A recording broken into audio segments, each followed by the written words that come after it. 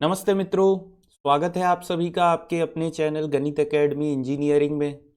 तो आज के वीडियो सेशन में मैं आप लोगों के साथ जो है डिस्कस करने वाला हूं कि ओएनजीसी का जो इंटरव्यू अभी रिसेंटली आने वाला है गेट 2022 का, तो इसमें ईसी इलेक्ट्रिकल और आईएन के लिए मैं आप लोगों के साथ बात करने वाला हूं एक एक करके। तो कॉमन जो भी पॉइंट्स है, कॉमन टिप्स है, सबसे पहले मैं उसको डिस्कस करूंगा। फिर ब्रांच वाइज जो है आपका स्कोप और आपको क्या इंपॉर्टेंट टॉपिक्स पढ़ना चाहिए अपना इंटरव्यू के लिए, इसके ऊपर मैं बात करने वाला हूं। साथ ही लास्ट में मैं अपना पर्सनल एक्सपीरियंस, कैसे मैंने इंटरव्यू को क्रैक किया, कैसे मैंने 15 में से 14 मार्क्स मुझे मिले, ये मैं आप लोगों के साथ डिस्कस करने वाला हूं। तो वीडियो में एंड सेशन तक आप लोग जरूर बने रहिएगा, ठीक है। तो चलिए फिर वीडियो सेशन को मैं स्टार्ट करता हूं।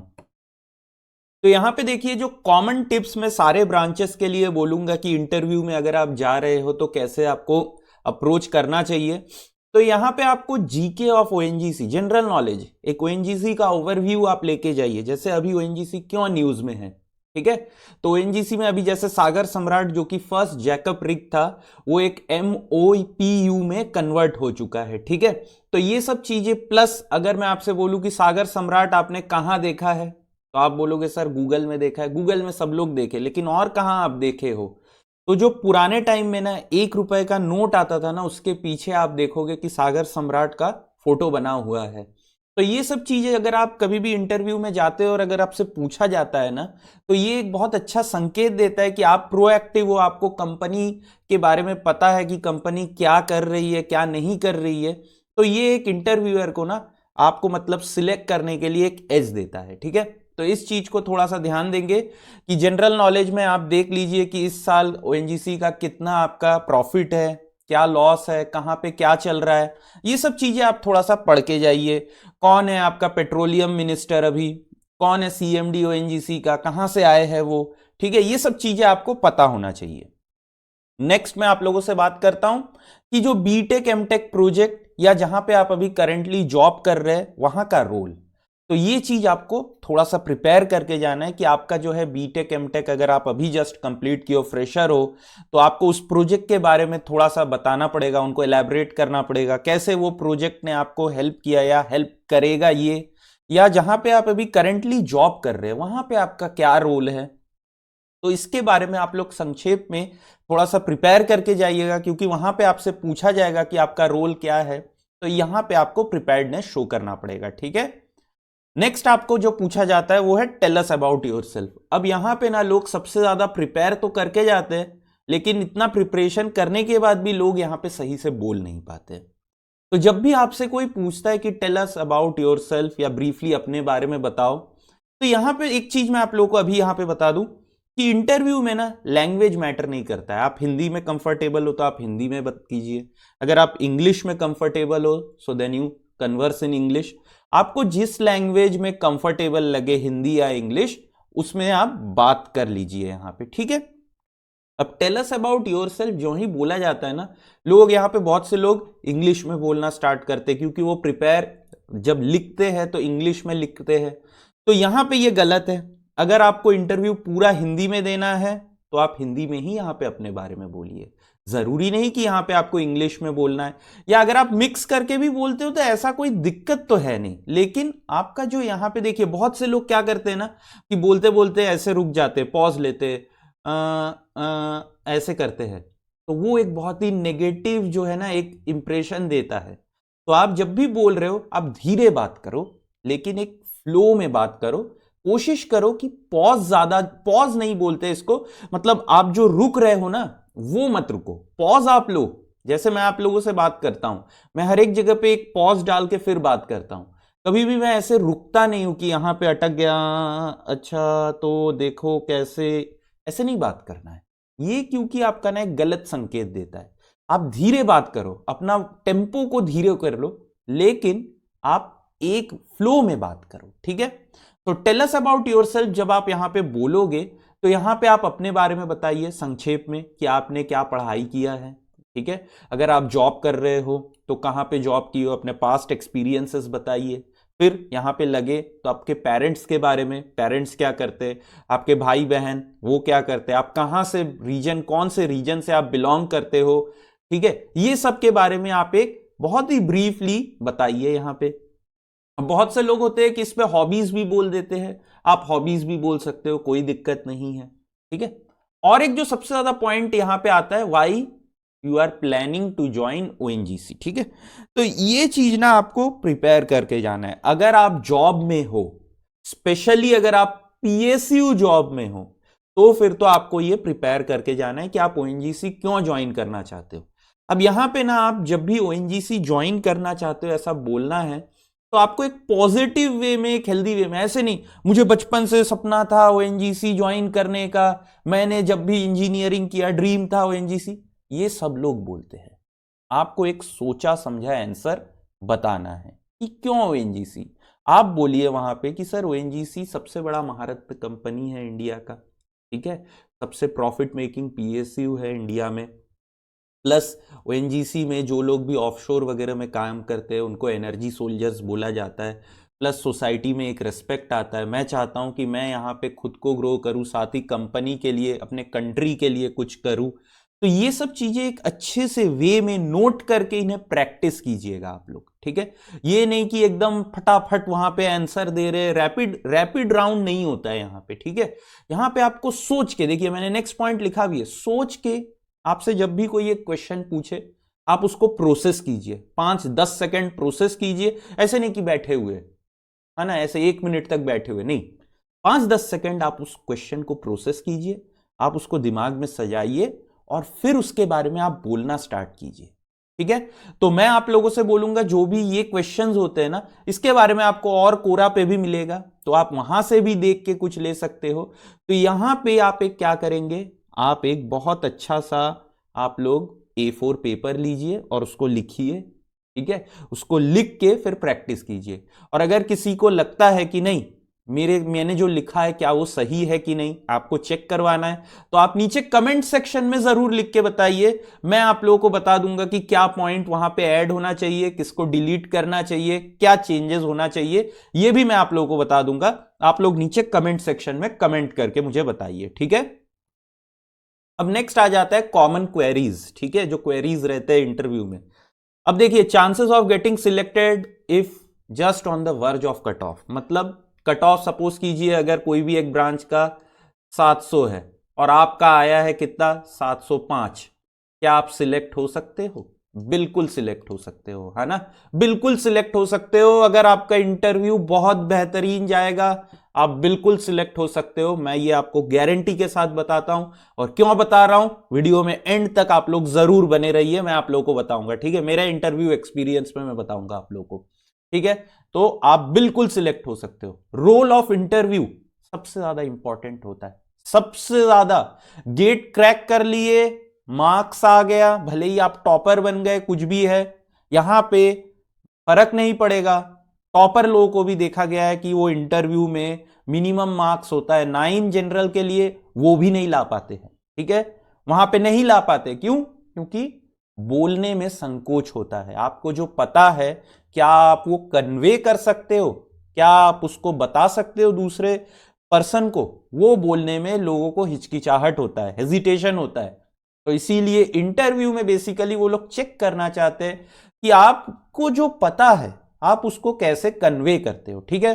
तो रोल ऑफ इंटरव्यू सबसे ज्यादा इंपॉर्टेंट होता है। गेट के बाद आपका कट ऑफ क्लियर हो गया, बस उसके बाद इंटरव्यू आपका मैटर करेगा, ठीक है। अब बीटेक एमटेक के मार्क्स लिए जाते हैं क्या ओएनजीसी में? नहीं लिए जाते, सबको सेम मार्क दे दिया जाता है। भले ही आप बीटेक है, आप एमटेक है, 20 में, वहां 25 में शायद 20, सबको सेम मार्क दिया जाता है, इतना मुझे पता है। नेक्स्ट, कोरा के क्वेश्चन इंटरव्यू क्या वो हेल्पफुल होते हैं क्या, आते हैं क्या वो रिपीट में? आते हैं। तो एक बार आप लोग बिल्कुल देख के जाइए, जितने भी हो सके उसको अच्छे से पढ़िए, बाकी लोगों ने क्या बोला है वो हेल्पफुल होता है। और एक होता है कि आपका जो एटीट्यूड जब आप इंटरव्यू में, क्या वो एकदम हमको एक्टिव होके बोलना है कि काम एंड कंपोज्ड होके बोलना है? तो मैं बार बार बोलूंगा काम एंड कंपोज्ड एटीट्यूड, क्योंकि जब आप वर्क फील्ड में जाते हो तो वहां पे हाई प्रेशर सिचुएशंस रहते हैं। वहां पे अगर आप फड़फड़ा गए, है ना, आप अगर एकदम ही मतलब हाइपर हो रहे हो, तो ऐसे में नहीं काम कर पाओगे। तो इसीलिए आपको जो है एकदम काम एंड कंपोज्ड एटीट्यूड के साथ बात करना है, वहां पे प्रॉपर हैंड जेस्चर्स मेंटेन कीजिए, एक स्माइल मेंटेन कीजिए, ऐसे नहीं कि एकदम दांत दिखा के हंस रहे, नहीं, है ना, एक प्रॉपर स्माइल एकदम, है ना, फेस पे रहना चाहिए। तो ये सब चीजें थोड़ा सा आपको मेंटेन करना है। अब मैं यहां पे ब्रांच वाइज आप लोगों के साथ बात करूंगा, ठीक है। आप लोग जिस भी ब्रांच स्पेसिफिक के हो वो वाले ब्रांच का देखिए, बाकी को आप स्किप कर सकते हो, ठीक है। तो यहां पे मैं आप लोगों को ब्रीफली बोल देता हूं कि स्कोप क्या होता है आप लोगों का ओएनजीसी में इंस्ट्रूमेंटेशन का। तो देखिए ओएनजीसी जो है ये आपका एक ऑयल एंड प्रोडक्शन कंपनी है। तो यहां पे जो स्कोप होता है ना, sorry, exploration and production company, E&P बोलते हैं। तो यहां पे जो स्कोप ज्यादातर होता है, ज्यादातर वो ड्रिलिंग का होता है, प्रोडक्शन का होता है, पेट्रोलियम का होता है, इन लोगों का होता है। इंस्ट्रूमेंटेशन, इलेक्ट्रिकल, फिर आपका इलेक्ट्रॉनिक्स, सबसे कम तो इलेक्ट्रॉनिक्स का ही होता है। तो यहां पे हम लोग जो होते हैं, हम लोग मेंटेनेंस फील्ड के होते हैं। हाँ, अगर आप कोई प्लेटफॉर्म पे प्लेस्ड हो या अगर आप कोई रिफाइनरी प्लांट में प्लेस्ड हो तो वहां पे बहुत ज्यादा रोल्स आ जाता है इंस्ट्रूमेंटेशन इलेक्ट्रिकल का।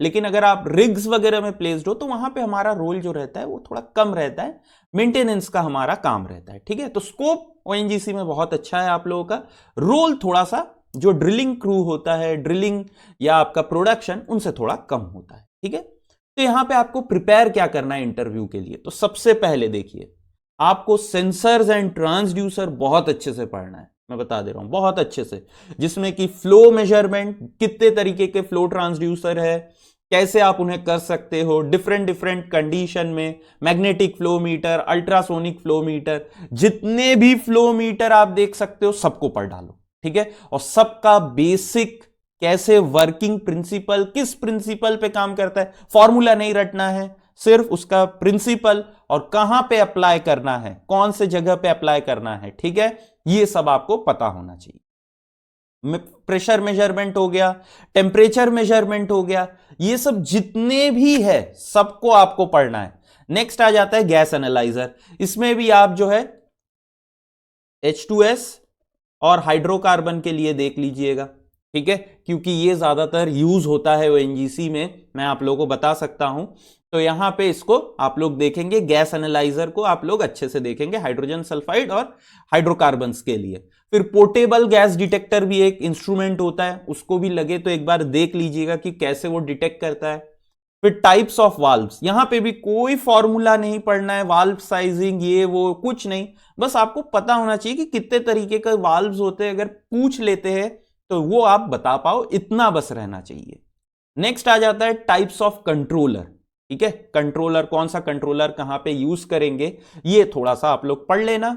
और नेक्स्ट मैं आप लोगों को बोलूंगा बेसिक ऑफ मेजरमेंट। मेजरमेंट मतलब क्या, वही वर्नियर कैलिपर, थोड़ा सा स्क्रू गेज, लीस्ट काउंट क्या होता है, मेरे से पूछा गया था लीस्ट काउंट क्या होता है स्क्रू गेज का। फिर आपका जो है बेसिक इंस्ट्रूमेंट वो थोड़ा सा देख लेना, मल्टीमीटर, ये सब आप थोड़ा सा देख लेंगे ना, तो यहां से आपको एकदम एकदम भयंकर क्वेश्चन नहीं पूछेंगे, एकदम बेसिक सवाल पूछा जाता है, ठीक है, क्योंकि उन्हें भी पता है जो पढ़ते हैं हम और जो जॉब में लगता है वो काफी डिफरेंट होता है, ठीक है। वो आप जॉब में जब जाएंगे, जब आप रोल में जाएंगे तब आप सीख जाएंगे वहां पे, ठीक है। तो यहां पे आपसे एकदम बेसिक सवाल पूछे जाते हैं, क्या आप उसके लिए प्रिपेयर्ड रहते हैं कि नहीं, वही देखा जाता है, ठीक है। तो यहां पे बस आप लोग को इतना ही पढ़ना है। प्रोसेस कंट्रोल में एक बार थोड़ा सा वो देख लेना, रेशियो कंट्रोल, कैस्केड कंट्रोल, ठीक है, फीड फॉरवर्ड कंट्रोल, वो थोड़ा सा देख लेना बस। और इंस्ट्रूमेंटेशन में यहां पे और कुछ भी नहीं पूछा जाता है, ज्यादातर तो सेंसर ट्रांसड्यूसर में यही बस पूछा जाता है, मैं आप लोग को बता दे रहा हूं, ठीक है। नेक्स्ट है इलेक्ट्रिकल का। तो इलेक्ट्रिकल का भी जो स्कोप और रोल रहता है ना, वो ज्यादातर मेंटेनेंस में ही रहता है, आप लोगों को मेंटेन करना पड़ता है, कोई भी रिग्स हो या प्लेटफॉर्म हो। तो प्लेटफॉर्म में एक चीज बता दूं, बहुत ज्यादा रोल होता है इलेक्ट्रिकल इंस्ट्रूमेंटेशन का, लेकिन अगर आप रिग्स पे हो तो इतना ज्यादा मतलब रोल थोड़ा सा कम रहता है, ठीक है, बस इतना ही मैं बोलूंगा। और एक चीज कि आप लोगों को इंटरव्यू के दौरान इलेक्ट्रिकल सुपरवाइजरीज कॉम्पिटेंसी सर्टिफिकेट प्रोड्यूस करना है, नहीं तो आपका इंटरव्यू ही नहीं लिया जाएगा, ठीक है।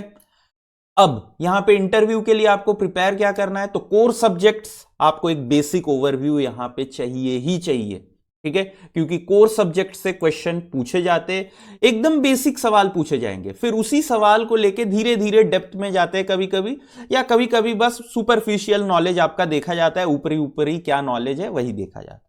और एक चीज मैंने यहां पे ऑब्जर्व किया है, यूजुअली इंस्ट्रूमेंटेशन वाले पीएलसी देखते हैं, लेकिन ओएनजीसी में पीएलसी जो है वो इलेक्ट्रिकल वाले डील करते हैं, ठीक है। तो थोड़ा सा बेसिक पीएलसी का नॉलेज, एकदम बेसिक है ना, ऐसे नहीं कि पीएलसी का पूरा बुक पढ़ रहे हैं, लैडर लॉजिक पढ़ रहे, नहीं, इतना नहीं चाहिए आपको, बस एक बेसिक नॉलेज होना चाहिए। फिर उसके बाद ट्रांसफॉर्मर्स तो आपको पता होना ही चाहिए, क्या है ट्रांसफॉर्मर, कैसे काम करता है, ठीक है, कौन सा ट्रांसफॉर्मर कहां पे लगाएंगे, इसके ऊपर आपको एकदम अच्छे से जो है बात यहां पे ये लोग करते हैं, ठीक है। नेक्स्ट आ जाता है अर्थिंग, और अर्थ के कितने फॉल्ट्स होते हैं ये भी आपको यहां पे पता होना चाहिए एकदम, ठीक है। तो ये भी आप लोग बहुत ध्यान से यहां पे पढ़ के जाएंगे। नेक्स्ट आ जाता है सिंक्रोनस मोटर, ये तो मतलब पढ़ना ही है, यहां पे हर बार यहां पे ये सवाल आपको पूछा ही जाता है कि सिंक्रोनस मोटर क्या होता है, और इनसे रिलेटेड डेप्थ में क्वेश्चन पूछा जाता है, ठीक है। Circuit breaker, relay and isolator, ये फील्ड में यूज होता है, इसीलिए इसको बहुत पूछा जाएगा। साथ ही आपका डीजल जनरेटर, जितने भी रिग्स पे होते हैं इमरजेंसी बैकअप, वो सब डीजल जनरेटर के थ्रू होता है, तो इसीलिए डीजल जनरेटर और ये सब जो है आपको बहुत अच्छे से पढ़ के यहां पे जाना है, ठीक है। नेक्स्ट आता है इलेक्ट्रॉनिक्स, तो इलेक्ट्रॉनिक्स को बता दूं कि यहां पे आप लोगों का जो काम रहता है वो बेसिकली इन्फोकॉम डिवीजन में रहता है, इंफॉर्मेशन एंड कम्युनिकेशन में। आप लोगों का स्कोप जो है सॉरी टू से थोड़ा सा कम रहता है, यहाँ पे आप लोगों को फील्ड पोस्टिंग मतलब रिग्स वगैरह में पोस्ट नहीं दिया जाता है, ऑफिस वर्क रहता है आप लोगों का, ठीक है। तो यहाँ पे आप लोगों का जो स्कोप है सबसे कम रहता है, और सीट भी इसीलिए आप देखोगे कि सबसे ज्यादा कम। तो यहाँ पे आपको प्रिपेयर क्या करना होता है, basically information theory, communication, computer networking, और कभी कभी ITC, information theory and coding से भी क्वेश्चंस यहाँ पे पूछे जाते हैं, ठीक है, क्योंकि आप लोग ज्यादातर जो है यहाँ पे इंफॉर्मेशन एंड कम्युनिकेशन डील करते हो, तो इसीलिए ये आपसे पूछा जाता है। कोर इलेक्ट्रॉनिक्स यहाँ पे नहीं होता है, ठीक है। लेकिन सबसे ज्यादा अगर बोलोगे कि मतलब जॉब जो होता है क्या बोलते हैं, मतलब थोड़ा सा इजीली वे में अगर चलना है ना, तो यहाँ पे जो है आप लोगों का इलेक्ट्रॉनिक्स वालों का होता है, आपको हार्ड पोस्टिंग्स नहीं मिलते रिग्स वगैरह पे, या जैसे कि प्लेटफॉर्म हो गए, ठीक है, वहां पे नहीं होता है आप लोगों का पोस्टिंग, ऑफिस वर्क होता है, ठीक है। तो इंटरव्यू में आप लोगों को यूजुअली देखा गया है कि यहां से ही क्वेश्चंस पूछे जाते हैं, ठीक है। अब मेरा जो इंटरव्यू एक्सपीरियंस है ये बता देता हूं, तो जो है 2020 में कट ऑफ जो था इंस्ट्रूमेंटेशन के लिए 724 था, ये कट ऑफ था, आप चेक कर सकते हो जनरल में, ठीक है। और मेरा कितना था, मेरा था 724, समझ रहे हो, लास्ट, ठीक है, एकदम मैं लास्ट था, मैं लास्ट मतलब लास्ट स्टूडेंट था जनरल में जो कि कट ऑफ क्लियर किया है, 724 मेरा स्कोर था, ठीक है। अब जैसे आप लोग सोचते हो, मैं भी सोचा यार क्या लास्ट वाला हूं, क्या दूंगा, बेइज्जती करवाऊंगा क्या, मतलब है ना, टीचर हूं, मतलब कैसे बेइज्जती हो जाएगा, मतलब जाके वहां बोलेंगे कि यार तुम तो लास्ट हो। मैं सोचा यार नहीं देता हूं, फिर सोचा कि चलो यार मतलब आप लोगों के लिए ही सोचा कि थोड़ा एक्सपीरियंस गेन कर लेता हूं इंटरव्यू का, तो यूट्यूब में वीडियो बनाऊंगा, शेयर करूंगा। तो इसीलिए मैंने इंटरव्यू के लिए 3-4 दिन थोड़ा सा देखा सेंसर ट्रांसड्यूसर, क्योंकि मेरे को पढ़ाए हुए भी बहुत दिन हो गए, प्लस मैं भी ब्रशअप नहीं किया था, तो मैंने फिर क्या किया, सेंसर ट्रांसड्यूसर और मेजरमेंट थोड़ा सा पढ़ लिया, है ना, ऐसे ही मतलब पढ़ा तो हुआ ही है, पढ़ाया भी हूं, लेकिन फिर भी एक बार ऊपर ऊपर से पढ़ लिया। तो इंटरव्यू में सबसे पहले गया तो मेरे से पूछे कि tell us about yourself, तो वहां पे मैंने बोला जैसे कि मैं बीटेक सर 13 का पास आउट हूँ, एमटेक 16 का पास आउट हूँ। तो वहां पे वो लोग फिर मेरे से पूछे कि आप 16 के बाद क्या किए हो, तो मैंने उनको जो सही सही था वो सब चीजें बताए, ट्रुथ बताया कि सर मैं 1 साल के पास पास घर में ही था, उसके बाद मैंने फिर टीचिंग वीचिंग स्टार्ट कर दिया, बहुत टीचिंग करता हूँ, उससे पहले भी टीचिंग करता था। तो वो लोग फिर पूछे क्या टीचिंग करते हो, कैसा टीचिंग, फिर मैंने बताया गेट के लिए। तो उन्होंने फिर मेरे से पूछा कि आप ओएनजीसी फिर क्यों ज्वाइन करना चाहते हो, तो मैंने बोला उनसे एकदम क्लियरली कि सर एक इच्छा तो था हमेशा एक टाइम पे कि मैं एक पीएसयू ज्वाइन करूँ, ठीक है, पीएसयू ज्वाइन करूँ, लेकिन फिर टीचिंग करने लगा। लेकिन मेरे को कहीं लगा कि एक गैप रह जाता है कि एक जो हम पढ़ते हैं और जो हम फील्ड में यूज करते हैं वो एक गैप रह जाता है, हमेशा एक बहुत बड़ा गैप ही रहता है, क्योंकि हम अप्लाई अगर नहीं करेंगे। तो इसीलिए मैंने सोचा कि मैं ये इंटरव्यू में जाऊं और मैं कंपनी ओएनजीसी ज्वाइन करूं। तो उन्होंने मेरे से पूछा फिर कि क्या आप टीचिंग कंटिन्यू करेंगे।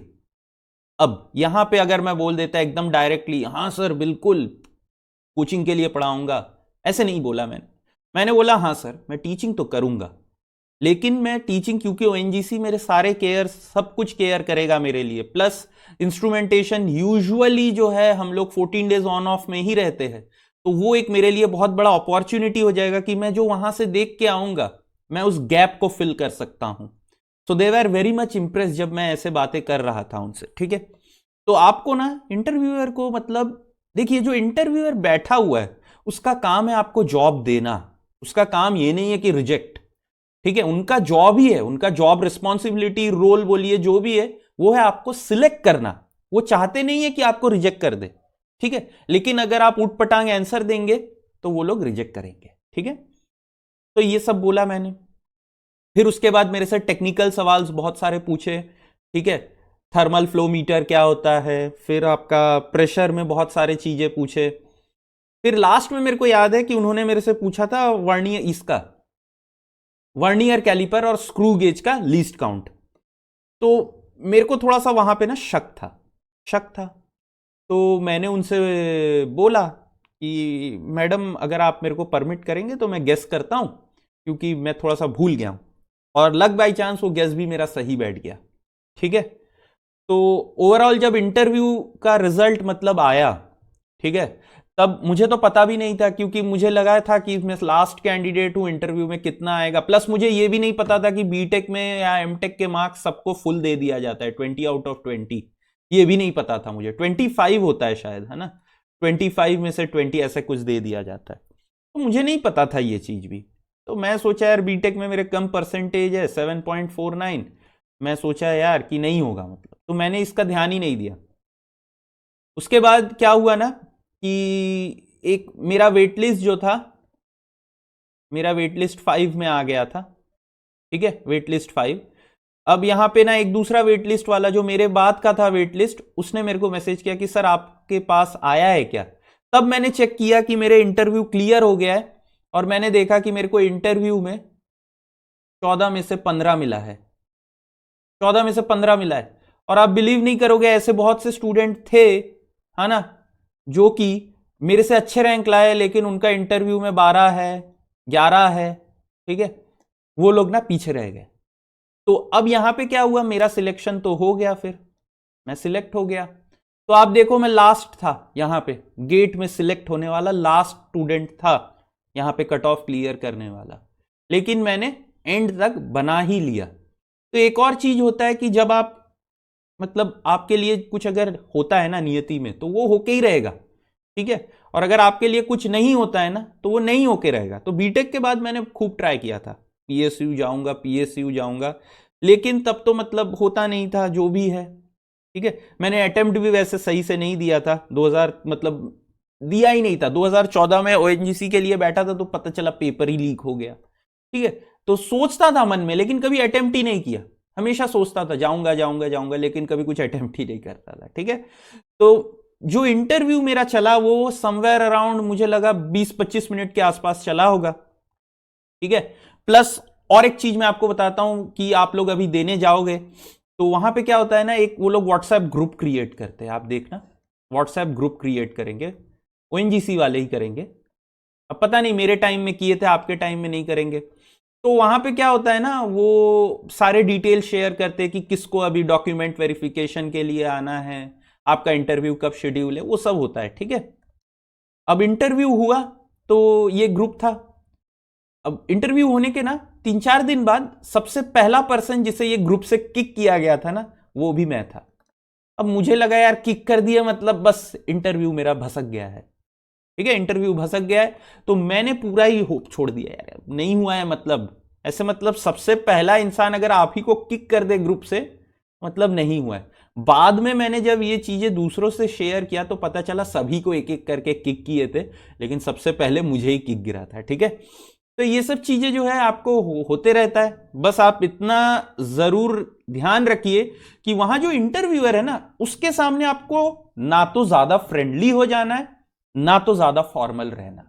ठीक है, आप एक प्रॉपर, जैसे आप बात करते हैं, ठीक है, जैसे आप किसी से बात करते हो, एक कोई भी आप नॉर्मल इंसान से मिलते हो, आप जैसे बात करते हो एक रेस्पेक्ट दे के, एक अच्छा सा स्माइल पुटअप करके आप अपने एटीट्यूड को प्रदर्शन करते हो, वैसे ही आपको वहां पे बात करना है। ठीक है, वहां पे नर्वस नहीं होना है आपको। अगर नर्वसनेस लगे, आप क्या करो, 5 से 10 सेकंड ब्रेक लो, एक आध डीप ब्रीदिंग लो, पानी का ग्लास रहता है, पानी पियो, कोई दिक्कत नहीं, कोई आपको जज नहीं करेगा, फिर आप स्टार्ट करो। ठीक है, तो आशा करता हूं आज का वीडियो सेशन आप लोगों को अच्छा लगा होगा।